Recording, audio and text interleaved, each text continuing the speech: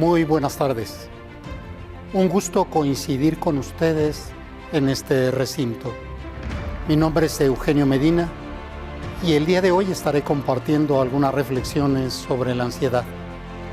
Abordaremos la ansiedad desde la parte constitucional, de la parte genética y el funcionamiento del cerebro.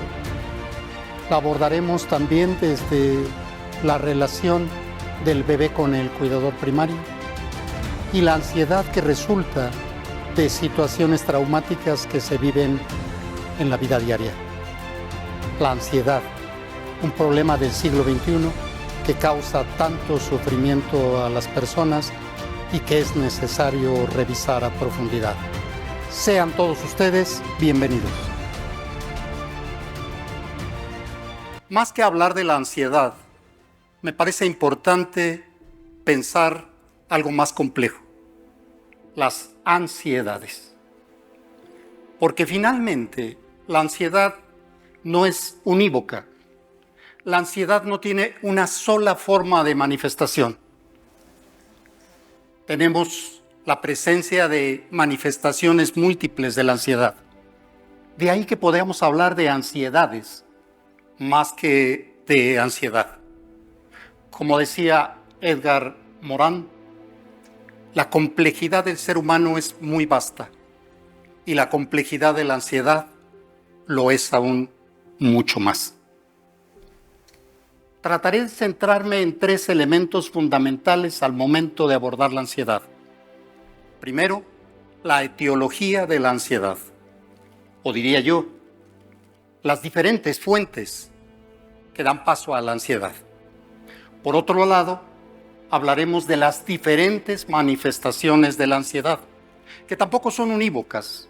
No hay una sola manera de manifestación de la ansiedad. Y por último, hablaremos también de las diversas formas de tratamiento para abordar las diversas manifestaciones de la ansiedad. Al hacerlo, iré tejiendo tanto lo social, lo contextual, como lo estructural, refiriéndome específicamente a las funciones cerebrales. De esta manera, daremos respuesta más completa a este tema tan vasto de las ansiedades. Alguna vez le preguntaron a un científico cuándo empezaba a funcionar el cerebro. Y el científico respondió: el cerebro empieza a funcionar desde que nacemos y se detiene justo cuando tenemos que subir frente a un escenario y hablarle al público. Esperemos que esta vez mi cerebro no se detenga por la ansiedad. Vamos a dirigirnos primero a las etiologías o a las diferentes fuentes de la ansiedad. Primero, tratemos de entender que la ansiedad es ese estado de expectativa que hace que un individuo no pueda vivir plenamente su presente porque siempre está preocupado por otro tiempo, ya sea el futuro o en muchas ocasiones la preocupación fundamental es el pasado. Este estado ansioso que se manifiesta constantemente en la persona, esta expectativa, o como Sigmund Freud lo llamó tan elegantemente, este apronte de angustia que está presente en la persona, es la principal manifestación de la ansiedad. Una dificultad para vivir el presente y disfrutar de estas cosas del presente. La ansiedad puede manifestarse de manera natural, pero también puede presentarse de manera patológica. Digamos, pues, que todos nosotros sentimos ansiedad. Todos nosotros manifestamos un tipo de ansiedad. La ansiedad es necesaria para vivir, porque nos permite adelantarnos a hechos, adelantarnos a situaciones, trabajar, resolver. Esa es la ansiedad natural. Y venimos equipados con este sistema de ansiedad, que está muy relacionado con lo que Jack Pansep llamó sistemas emocionales básicos. En estos sistemas emocionales básicos, Pansep ubica el sistema de miedo. Todos nosotros sentimos miedo, estamos equipados para sentir miedo. Y este miedo nos permite preservar la vida, defendernos. Hay tres maneras de defendernos del miedo: quedarnos paralizados, huir o prepararnos para enfrentar el miedo. Eso es lo que hacemos comúnmente, pero esto es natural en nosotros. El miedo, desde luego, no es lo mismo que la ansiedad, pero van en un correlato constante. El miedo siempre se presenta ante una situación externa, una situación de peligro externo que detectamos por medio de los sentidos. La ansiedad, en cambio, se presenta sin que necesariamente haya un estímulo externo. La ansiedad viene de dentro, viene de nuestro sistema biológico o de todo aquello que quedó de alguna manera almacenado, ya sea en lo que Sigmund Freud llamaba el inconsciente o lo que en los sistemas de memoria llamamos memoria implícita, o también en el sistema de memoria episódico, que guarda muchas vivencias, que guarda muchos datos, muchas huellas mnémicas. Una vez que tenemos claro que la ansiedad puede ser natural o puede ser patológica, pensemos que la patológica es desadaptativa, es muy alta en el nivel de intensidad en el que se presenta y dificulta el contacto con la realidad y, sobre todo, disfrutar de las cosas que la vida ofrece. En el sentido patológico, podemos hablar de muchas variantes de la ansiedad: las fobias, la neurosis obsesiva, el estrés postraumático. Estas son formas o manifestaciones de la ansiedad a un nivel más patológico. Y desde luego, lo que solemos llamar la ansiedad generalizada. ¿Cuál es el primer punto que podemos ubicar como factor de origen de la ansiedad? Sin duda, el que ya les mencioné. Nacemos con ansiedad, porque es un sistema emocional básico. A partir de esto podemos comprender entonces que en los genes ya viene programada la ansiedad. El nivel de ansiedad con el que se nazca es diferente en cada individuo. Tenemos así bebés que son sumamente ansiosos desde que son pequeños y bebés que en cambio son sumamente tranquilos. La ansiedad es hereditaria, sin duda. Y esta es una de las primeras cosas que debemos entender, porque de pronto creemos que toda la ansiedad es aprendida. Tiene que ver con situaciones estresantes o problemáticas. Primer punto, repito, la ansiedad tiene un origen genético. Segunda posible causa de la ansiedad: desarrollo temprano del niño. Entendiendo por desarrollo temprano ese primer año, que es fundamental para cualquier criatura. Mucho tiempo, sobre todo el psicoanálisis, a partir de todos los aportes que hace Sigmund Freud, ubicó los conflictos y la ansiedad en una etapa más tardía, en lo que llamamos la niñez. Poco a poco se fue detectando que la ansiedad puede tener sus orígenes en las experiencias tempranas. Hablamos primeros meses de vida. Y regularmente le apostamos más a los primeros 3 meses de vida, donde el bebé está inerme, indefenso, sujeto a las variaciones del entorno y sobre todo sujeto a las variaciones de carácter del cuidador primario. Muchas de las ansiedades que va a manifestar una persona en la vida adulta tienen que ver con este desarrollo temprano, este vínculo con el cuidador. Si el cuidador es eficiente, o como dice Donald Winnicott, si es una madre suficientemente buena, tendremos como resultado una ansiedad baja.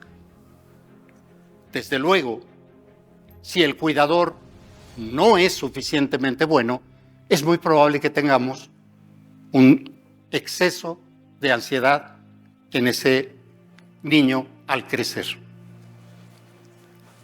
Desde luego, esto es complejo porque aparece la relación entre la ansiedad y los sistemas de memoria.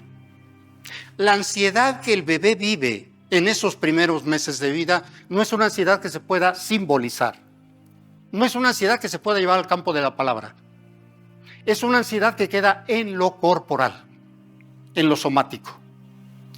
El niño, el bebé, ese pequeño, aún no tiene lenguaje, aún no ha desarrollado la capacidad simbólica y sus experiencias van a quedar grabadas en el sistema somático, en algo que hoy llamamos memoria implícita. La memoria implícita la podemos dividir en memoria procedimental, memoria relacional y memoria emocional. Muchas de las vivencias difíciles, traumáticas, que el bebé va a vivir en relación con su cuidador van a quedar inmersas justamente en el sistema de memoria implícita emocional. Implícito quiere decir que no es consciente, nunca fue consciente. Esto es diferente al sistema propuesto por Freud, cuando Freud proponía que se dan experiencias difíciles, dolorosas, se reprimen y se mandan al inconsciente. En el sistema de memoria implícita, la ansiedad tiene que ver con angustias tempranas, ansiedades tempranas. Estas ansiedades tempranas pueden ser de fragmentación, pueden ser de abandono, pueden ser de intrusión. Le llamamos angustias primitivas y ante las cuales el niño está indefenso. Mucha de esta ansiedad se va a volver psicosomática, o me atreveré yo a decir somatopsíquica. ¿Cuál sería la diferencia? Que cuando algo queda impreso en el cuerpo y sobre todo en el cerebro, eso al moverse va a provocar cambios en el pensamiento. El cuerpo influye en lo psíquico. Eso es a lo que llamamos somatopsíquico. Lo psicosomático, en cambio, es aquello que un día perteneció a la mente y después se pasa al cuerpo. El ejemplo más claro lo manejó Freud con las histerias conversivas. Ese sería nuestro segundo punto para entender la etiología de la ansiedad. Segundo factor. El tercer factor tiene que ver con el estrés cotidiano que se vive. Y puede ser el estrés desde la niñez, el estrés en la vida adolescente, el estrés en la vida adulta. Se ha demostrado que el estrés da como resultado un alto funcionamiento de la zona media del cerebro, especialmente de los núcleos amigdalinos. Y esto va a dar como resultado un exceso de ansiedad. Este es el tercer factor que tiene que ver con la ansiedad, o el tercer punto de origen. Un cuarto punto de origen serían los eventos traumáticos. Es decir, cuando nos enfrentamos a una situación en la vida diaria que nos rebasa. Una situación sorpresiva, una situación que deja una huella de miedo. Y esa huella de miedo se vuelve indeleble, no se borra. Y va a provocar ansiedad cuando hay estímulos similares a lo que vivimos en ese evento traumático. Y al hablar de este cuarto punto de origen de la ansiedad, podemos estar pensando justamente en lo que hemos vivido en toda esta época de la pandemia. Esta situación traumática difícil de verse enfrentado a la enfermedad y todo lo que conllevó a nivel somático y que deja huellas de miedo de que esto se repita, huellas que se registran. Pero igual podemos hablar de eventos traumáticos como temblores, como asaltos, secuestros, y todos estos van a dejar huellas enormes de ansiedad. Pensemos entonces en esos 4 posibles orígenes de la ansiedad, aunque como decimos a nivel psicoterapéutico, cada persona puede tener un origen distinto. Y no solo hay un factor de origen, hay un conjunto de factores que dan origen a la ansiedad de un individuo. Por eso cuando hablamos de ansiedad hablamos de caso por caso. ¿Qué es la ansiedad para un individuo y qué es la ansiedad para otro? Si me permite, voy a colocar algunos ejemplos. Paciente 1 me relata en la entrevista la dificultad que tiene para controlar la ansiedad. En todo momento se siente nervioso, llega a un punto en el que no puede desarrollar su trabajo porque hay algo dentro que le hace sentir incómodo. No se siente satisfecho con el trabajo, con las relaciones familiares. A la hora que investigo sobre su historia de vida, no hay ningún evento traumático, no hay una situación en la niñez o en la infancia difícil. Y entonces tenemos la conclusión de que esto no fue una ansiedad aprendida o resultado de eventos traumáticos. Cuando le hago la pregunta sobre la ansiedad en su familia, relata a su abuela, su madre y un tío sumamente ansiosos. Y uno puede concluir que la ansiedad de esta persona es sin duda hereditaria. Segundo caso.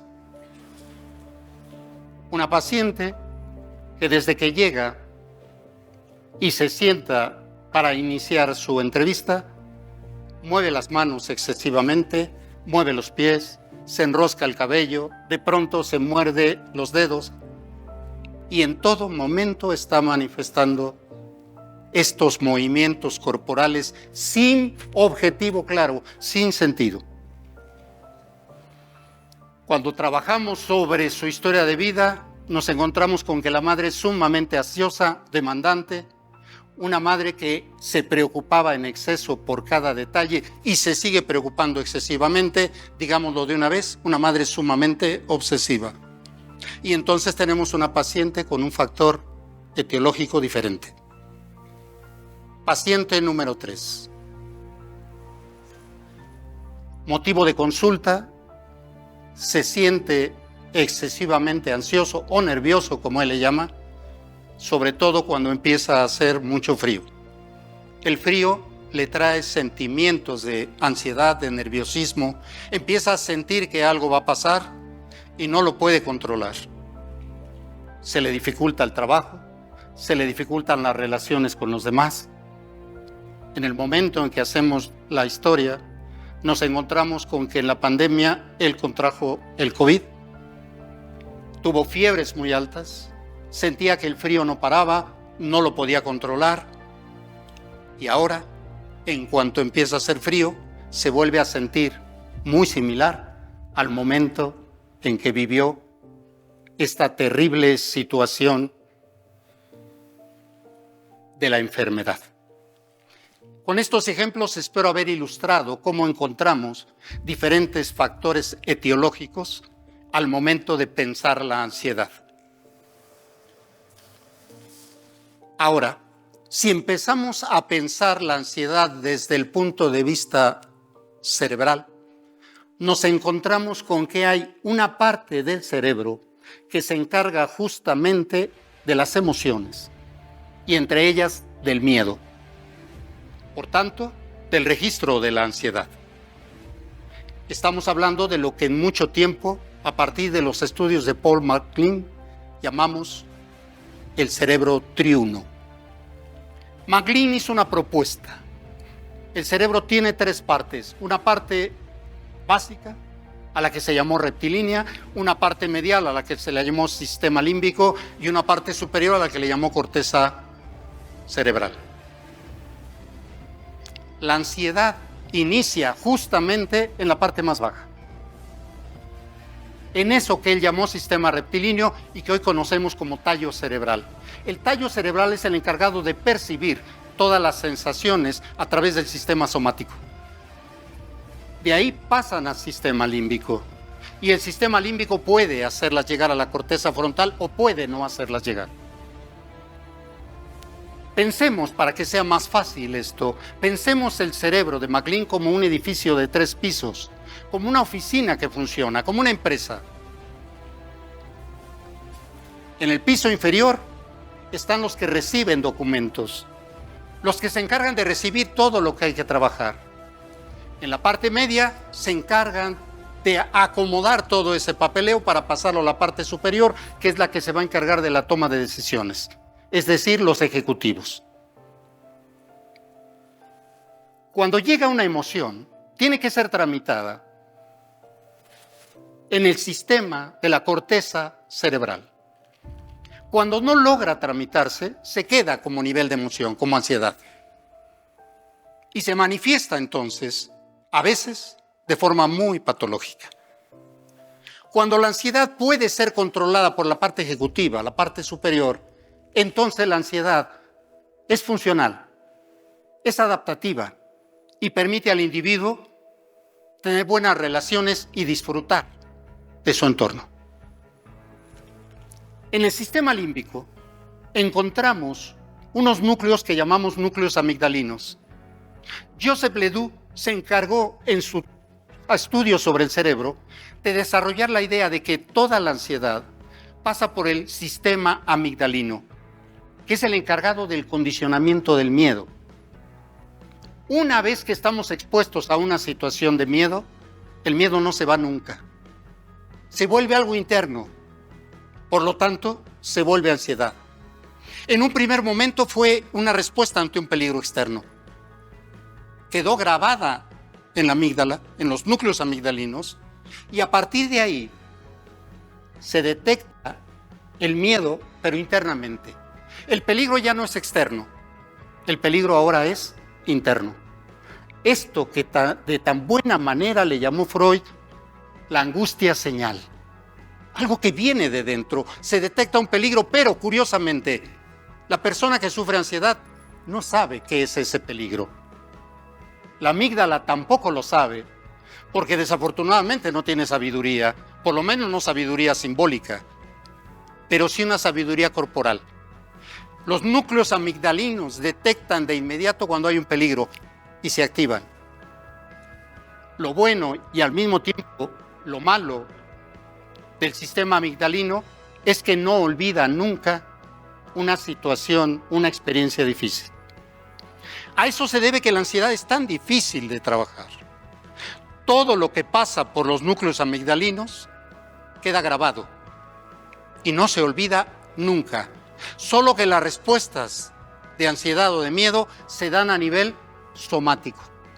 Por eso mucha gente no detecta siquiera su ansiedad. Simplemente tiene problemas estomacales, tiene problemas de dolor de cabeza, tiene problemas de dermatitis. No detecta que todo esto tiene que ver con su ansiedad. La amígdala sí. Y la amígdala manda señales de que algo está mal. Y como esto no se puede procesar, no se puede hablar, no se puede simbolizar, se convierte en algo somático. El cuerpo expresa lo que las palabras callan, lo que las palabras no pueden decir. Estos sistemas amigdalinos empiezan a funcionar desde el momento en que estamos en el vientre de la madre. Todo esto que hoy se conoce como el psiquismo fetal. Y hace un momento les decía yo, las primeras experiencias que tiene el bebé en el vínculo con la madre van a activar los sistemas amigdalinos y van a provocar miedos y van a dejar huellas indelebles, huellas que no se borran, huellas a nivel corporal. Por eso cuando una madre es descuidada, cuando una madre es totalmente abandónica, cuando una madre incluso es esquizofrenógena y provoca situaciones difíciles en el niño, desatención, gritos, golpes, abandono, eso queda grabado en los núcleos amigdalinos. Y eso se va a repetir. Cuando este bebé sea un adulto, va a tener el grave problema de que ante un estímulo parecido al que vivía con su madre, se le va a despertar la ansiedad, pero no de forma tranquila, sino de forma patógena. El gran reto que tenemos es que en psicoterapia este tipo de huellas némicas corporales son muy difíciles de trabajar. Cuando hacemos psicoterapia trabajamos con la mente, trabajamos con lo simbólico. Y lo curioso es que esto está grabado en lo corporal. Por eso la pregunta hoy es cómo trabajar esta ansiedad que ha quedado grabada en el sistema amigdalino y en el cuerpo. De ahí que sea tan importante voltear los ojos en esta época, en este siglo XXI, al cuidado que tiene la madre o el cuidador primario con el bebé. Un siglo XXI que se ha caracterizado por la existencia de múltiples formas de familia, donde parece que estas múltiples formas de familia han dado como resultado poco cuidado por los bebés, un desinterés por ellos y a veces vivencias traumáticas y totalmente dispersas. Esto va a dejar huellas muy terribles en la ansiedad y se van a manifestar de diferentes formas. Ansiedad de separación, un miedo terrible a separarse, un miedo terrible a que el otro nos abandone. Y eso, ¿dónde se aprendió y dónde se grabó? Justo en los primeros meses de vida. Es una ansiedad que incluso no comprendemos, pero que ahí está y nos está causando estragos. Ansiedades de fragmentación. Sentir que de pronto me deshago, me desintegro, me desorganizo. ¿Dónde se formó esta ansiedad? En el vínculo temprano con el cuidador primario. Estas ansiedades tempranas son de las más complicadas de trabajar a nivel psicoterapéutico. Y muchos de nosotros las tenemos. Parejas que de pronto no pueden dejar de estarse comunicando. 800 mensajes de WhatsApp al día. ¿Qué hay detrás de esto? Un miedo al abandono. Hay ansiedad. ¿Qué les puedo decir? Si no les contestan rápido, la ansiedad crece. Claro, ya no me quieres. Claro, no me contestas. ¿Quién sabe qué estarás haciendo? Una dificultad para resistir la separación que tiene que ver con esa dificultad que tuvo el bebé para separarse de la madre. Insisto entonces, hay que voltear los ojos hacia eso que estamos haciendo hoy con los bebés. Si tenemos cada vez personas con más ansiedad es porque hemos descuidado mucho el contacto inicial, temprano, con el bebé. Y tendríamos que recuperar formas de estar con el bebé, pero de una forma suficientemente buena. Por otro lado, está esta ansiedad que se adquiere en otra etapa del desarrollo, en la niñez, por ejemplo, ¿no? Y a ese respecto Freud fue muy enfático. Propuso sistemas o unos periodos del desarrollo libidinal que va desde la etapa narcisista, la oral, la anal, la fálica, la latencia, hasta llegar a la pubertad. Todos los eventos que se vivan difíciles y dolorosos van a causar, decía Freud, puntos de fijación a los cuales regresa el individuo en un intento de resolver. Y esto va a provocar ansiedades. Pero igual, en la vida adulta podemos vivir situaciones traumáticas que condicionan el miedo y que van a dejar ansiedad para toda nuestra vida. Pongamos un ejemplo sencillo que maneja Ledoux en su texto del cerebro emocional. Dice Ledoux, imaginemos que vamos por una calle oscura. De pronto viene hacia nosotros un sujeto corriendo. El sujeto se acerca a nosotros, nos golpea la cabeza y nos roba la bolsa o la cartera. Indudablemente nos vamos a llenar de miedo. Vamos a vivir un evento traumático. La próxima vez que caminemos por una calle oscura o que veamos a una persona corriendo hacia nosotros, se activará inmediatamente el sistema de miedo, los núcleos amigdalinos, y empezaremos a sentir ansiedad, mucha ansiedad. El gran problema de esto, a lo que Ledoux llama condicionamiento del miedo, es que no quedamos condicionados solo a sentir miedo hacia el sujeto que viene corriendo, sino a todo el contexto que había en el momento en que vemos al sujeto corriendo y en el momento en que llega a nosotros.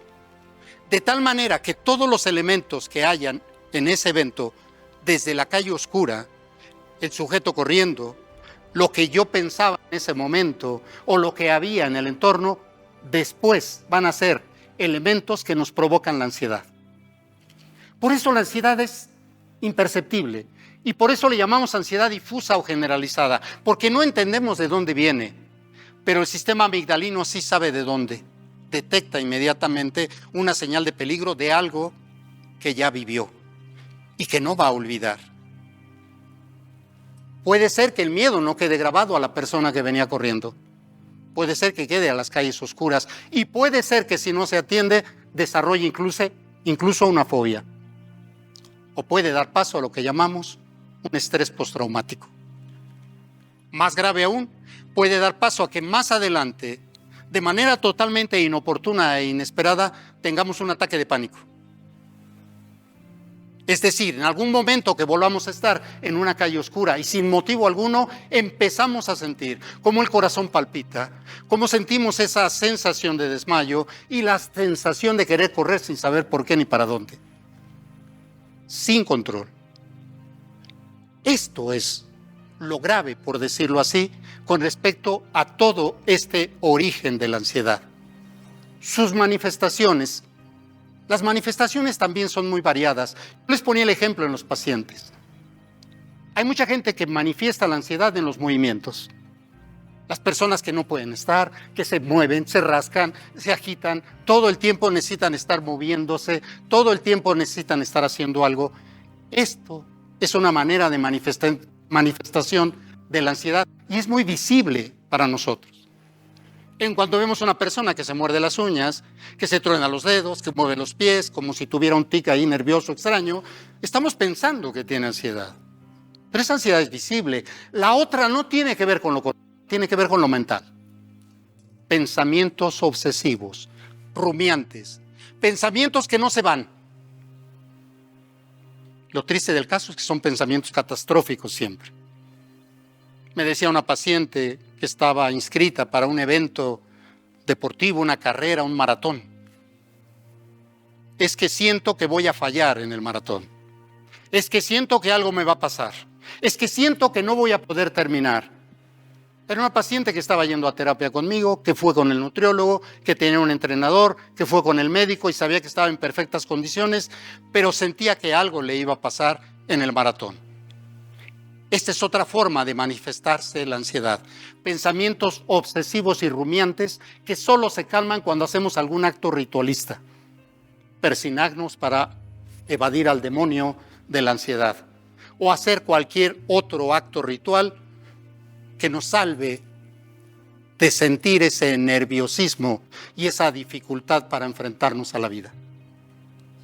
En casos más graves, la ansiedad no solo se manifiesta con estos movimientos corporales.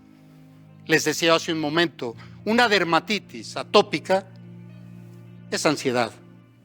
Pero es ansiedad que no se puede pensar y pasa directamente al cuerpo. Si ustedes me permiten hacer una generalización, es muy probable que un paciente que tenga dermatitis atópica tuvo una situación de vida cuando era bebé sumamente complicada con la madre. De abandono, de gritos, de crueldad, de maltrato, de olvido.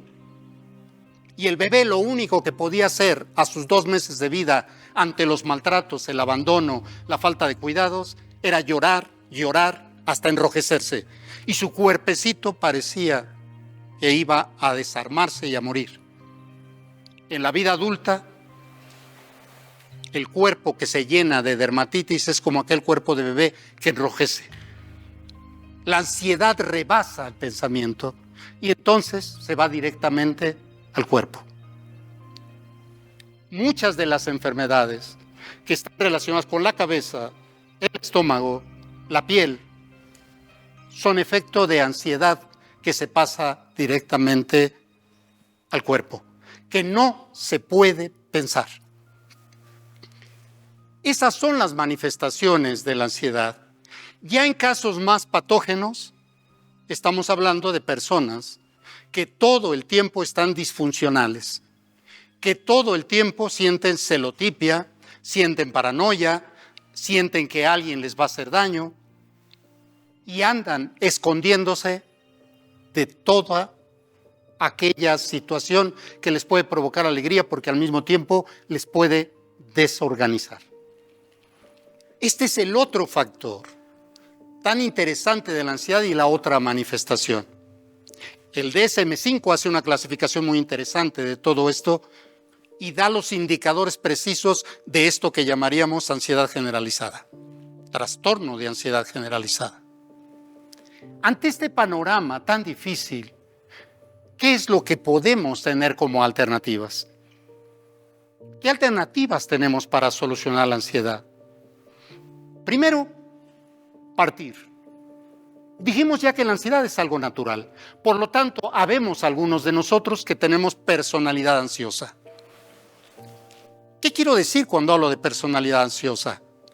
Es aquel sujeto que está acostumbrado a adelantarse a las cosas, a prever, a actuar, a planificar y a llevar a cabo todo eso que planifica. En ese sentido, esta personalidad ansiosa es alguien que necesita estar en movimiento, que necesita actuar, que necesita resolver, trabajar, pero es funcional y no le provoca conflicto psíquico. Una personalidad ansiosa de este tipo sería lo que Freud llamó una neurosis de angustia. Es algo sano, es algo funcional. Muchos de nosotros tenemos rasgos ansiosos, que eso sería la parte más sana. Sin que toda nuestra personalidad sea ansiosa, tenemos rasgos ansiosos. Nos preocupamos por lo que va a pasar, nos preocupamos si va a salir bien, nos esforzamos en que salga bien y esto nos permite ser funcionales y a veces hasta ser bien valorados en el trabajo. Rasgos ansiosos son saludables. Personalidad ansiosa cuando no rebasa al cuerpo, cuando no rebasa la participación social, saludable. El problema empieza cuando la ansiedad rebasa al cuerpo, cuando la ansiedad causa insatisfacción, cuando la ansiedad causa disfuncionalidad y cuando la ansiedad nos crea conflictos sociales, conflictos de pareja, dificultades laborales. Ahí empieza el problema grave. Lo resumo así para poder abordar qué alternativas tenemos ante la ansiedad. ¿Qué podemos hacer con la ansiedad? ¿Tiene cura la ansiedad? ¿Se puede quitar la ansiedad? Si me van siguiendo en esta serie de reflexiones, debemos tener claro una cosa: la ansiedad no se puede quitar, porque forma parte de los sistemas emocionales básicos, porque nos sirve para defendernos en la vida. Por lo tanto, la ansiedad no es algo que podamos quitarnos. Jamás, como terapeutas, hagan la promesa de quitarle la ansiedad a su paciente. Eso no es posible. Cuando una persona tiene un nivel de ansiedad que le rebasa, la idea es que vamos a ayudarle al paciente a detectar su ansiedad, a controlarla y a canalizarla hacia actividades que le permitan disminuir el conflicto y que sean socialmente productivas. Esa es la primera cuestión. Alguna vez se hizo un experimento con monos donde se les quitó el núcleo amigdalino y perdieron el miedo y perdieron la ansiedad, pero eso los dejó expuestos a todo tipo de peligro. Por lo tanto, la ansiedad no se quita. Eso es lo primero. La ansiedad se controla, la ansiedad se canaliza y el paciente debe aprender a detectar su ansiedad. ¿Cómo podemos hacer cuando la personalidad es ansiosa o los rasgos son ansiosos? Cuando es algo más cercano a lo sano, podemos ayudar a la ansiedad con el ejercicio, por ejemplo. El ejercicio permite que se segreguen sustancias que favorecen un estado de ánimo más estable, menos ansioso. Primera alternativa, el ejercicio para disminuir la ansiedad. Insisto, cuando la ansiedad no es algo que nos rebasa. Segundo, la alimentación. Mucha de nuestra ansiedad tiene que ver con lo que comemos. Lo que comemos produce sustancias químicas. El cerebro trabaja con sustancias químicas. Cuando comemos cosas que alteran nuestro sistema nervioso, desde luego que va a haber ansiedad. Por eso, una persona que padece de ansiedad debe evitar el café, debe evitar bebidas energéticas, debe evitar dulces en exceso, chocolates. porque si no, de todos modos, la ansiedad va a estar ahí y va a estar fomentada. Es una recomendación que se hace, por ejemplo, a las personas que tienen hijos con TDAH, trastorno por déficit de atención e hiperactividad. Evitar que consuman ese tipo de cosas y llevar una alimentación mucho más sana. Tercer punto, cuando la ansiedad no es exagerada, tenemos el sistema de relajación y respiración. Respirar permite que el sistema cerebral empiece a funcionar de una manera totalmente diferente. El cerebro está alterado, está trabajando a una velocidad excesiva. Cuando empezamos a respirar de una manera diferente, el cerebro empieza a entrar en calma, el sistema nervioso se estabiliza, la ansiedad disminuye. Hay diversas técnicas de respiración que permiten relajar. Desde esa técnica muy conocida de ciclos de 4, desde esa técnica de relación profunda con conteo regresivo, técnica de respiración con el estómago en lugar de respirar con el pecho. Cada técnica de relajación es muy útil. Respirar ayuda a una persona que tiene síntomas ansiosos a bajar la ansiedad. Insisto, siempre y cuando la ansiedad no sea patológica. Porque si la ansiedad es patológica, es decir, si el cerebro está sumamente alterado, si el sistema dopaminérgico está muy alterado, la respiración no le va a ayudar al paciente. Por eso vamos empezando desde lo más simple a lo más complejo. Cuando la situación es más compleja, es cuando decidimos que el paciente debe trabajar por medio de psicoterapia. Cualquier psicoterapia es buena para trabajar la ansiedad, siempre y cuando se haga profesionalmente, con profesionalismo, con dedicación. Puede servir una psicoterapia cognitivo-conductual que apunta justamente al aprendizaje de todas esas cosas o todos esos pensamientos que fueron convertidos en factores de ansiedad. Y entonces el sistema cognitivo-conductual permite reflexionar sobre formas de pensamiento, sobre estereotipos y modificar los pensamientos. Se puede trabajar también con hipnosis.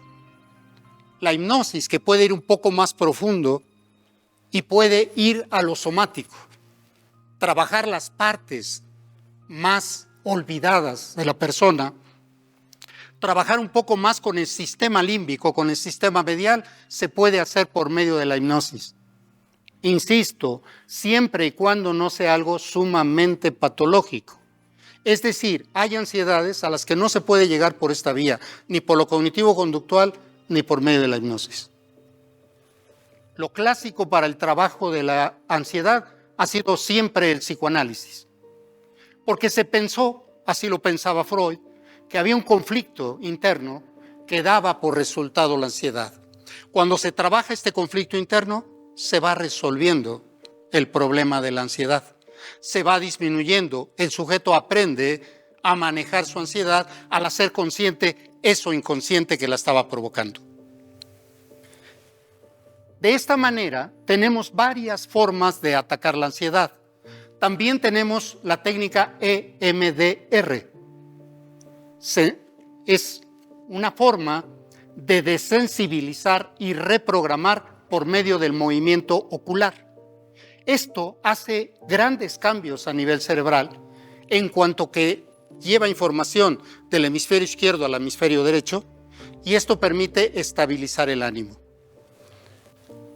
Cuando muchas de estas situaciones no se pueden solucionar con la pura psicoterapia, entonces recurrimos a la cuestión farmacológica.